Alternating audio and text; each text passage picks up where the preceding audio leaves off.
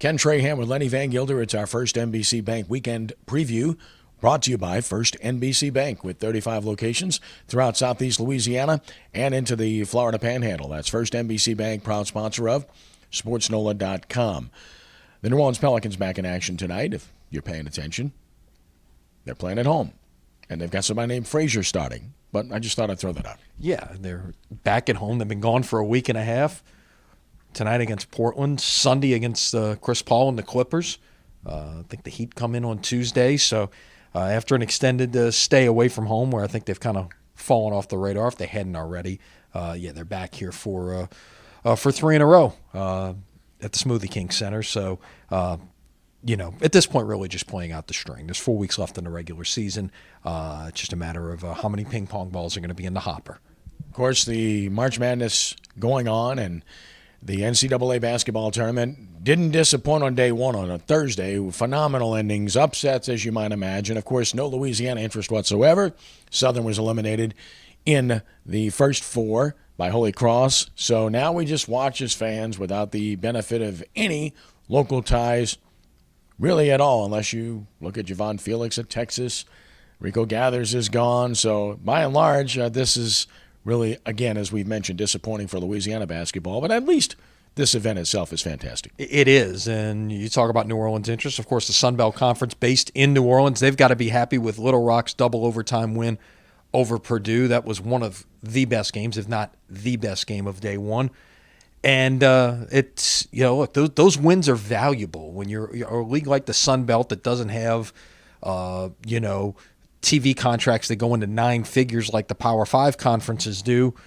That one win is worth, over the course of 6 years, about $1.5 million to the league. So they got one last year with Georgia State. They got another one this time. So, adds a little bit to those schools' coffers going forward. Tulane looking for a basketball coach. Of course, Lenny has a good story on that. You can check that out at SportsNOLA.com. Johnny Jones did his best earlier this week to try to explain why LSU did what they did this year and did what they did in the postseason, electing not to play. I still don't really understand it, but he was a stand-up guy. I'll give him credit. Yeah, and again, people will agree to disagree on this one, I think. And I've seen both sides of the fence. I almost kind of get it to a certain degree. So do I. And the thing you don't want to do is go out, especially the way you finish the year, just go out and lay another egg. This team is, I think this team was really spent and needs to just move on.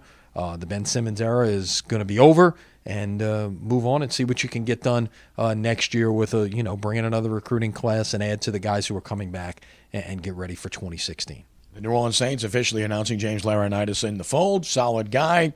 Iron Man is what you would call him. 7 years in the league. He started every single game since he entered the league. So you know what you're getting. This is a player they signed not to be a reserve like they did with a linebacker from the Falcons, but they signed him to be a starter. Which then leads to the question, what do you do with Stephon Anthony? Is he moving outside, or you're going to go to more of a 3-4 look? Exactly what is going to happen here? They've got a lot of time to figure that out, but obviously Laurinaitis is a guy who can help this football team.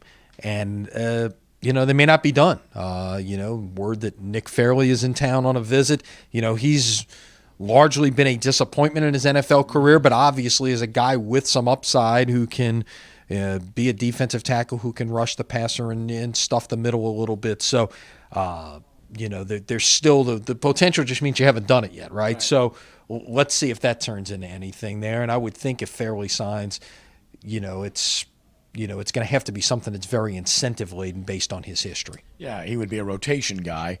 LSU fans remember him, but not very fondly, I might recall. Now, as far as college baseball is concerned, it's a big weekend for all three local teams of sorts. Tulane making a rare trip to Austin to play Texas, and that hasn't happened in a long time. Over 3 decades, they take on the Longhorns at Dish Falk Field. And then, of course, you got conference series, UNO against Stephen F. Austin. If they can somehow get out of there with a win, they'd be 3-3 against 2 of the toughest teams in their league right off the top of things, because they were 2-1 against Sam Houston last week. And then LSU off of a win over UNO, opening SEC play at home against Alabama. At home, you've got to make hay. You do, and it's one of those things where you really got to hold serve at home. You got to get at least 2, if not 3, when you do play at home. And you mentioned Tulane, Texas. don't know if you were there or not. I was there in 1983 when Tulane went and played an NCAA regional there. That Texas team was pretty loaded and ended up winning the national championship. It was a pretty good Mississippi State team there as well, with a couple of freshmen named Palmero and Clark on that team. That was a pretty good weekend of baseball. Unfortunately for Tulane fans, didn't generate enough wins, but still, it was a lot of fun. Brings back some memories. As far as, like I say, LSU, UNO. Look, you just gotta keep, you're in the conference play for LSU. If you're UNO, you got to keep winning games at this point. You mentioned try to get one on the road. If you can somehow get two, that's even better. But do what you can to stay in the top half of the league race as league play goes forward. And, what's interesting to me in this is that one of the things that we're dealing with here in all of the flooding. The Southland's a bus league now.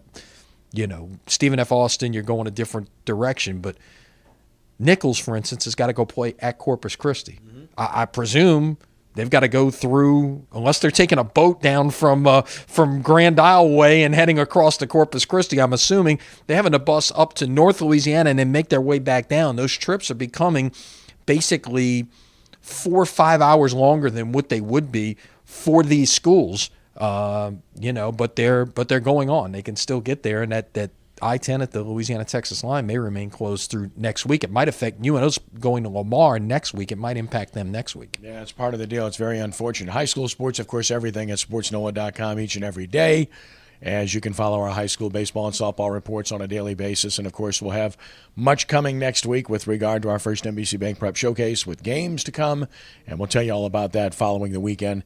Should be good. And, of course, don't forget our Saints Hall of Fame Celebrity Golf Classic on May 16th at Chateau Country Club in Kenner. Auction reception the night before on May 15th.